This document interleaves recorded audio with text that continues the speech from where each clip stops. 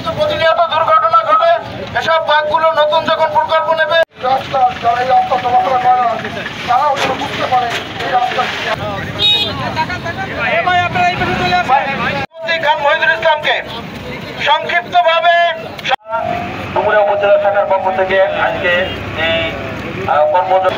এই বোঝার কোম্পানির মতো কোন কোম্পানি এখানে কাজ করে রাস্তায় কত টাকা বাজার হচ্ছে তার একটা তালিকা এখানে দিতে হবে। ডুমুরিয়া শাখার উপদেষ্টা অবহেলিত প্রতারিত আমাদের কাছে খুলনাবাসী আমাদের অবস্থান থেকে একটা কথা স্পষ্ট জানাতে চাই, হয় আপনারা অনুরোধ জানাচ্ছি এখান থেকে মার্চ আসে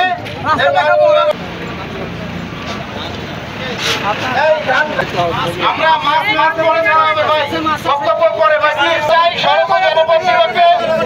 আমরা আজকে যে প্রতিবাদ জানাচ্ছি তার ভাষা। এছাড়াও খুলনা বিশ্ববিদ্যালয়ের অধ্যাপক প্রফেসর সাইমুল ইসলাম স্যার আজকের জানাচ্ছি খুলনা সাতক্ষীরা মহাসড়কে বেশ কয়েকটি বাঘ রয়েছে। এই বাঘের কারণে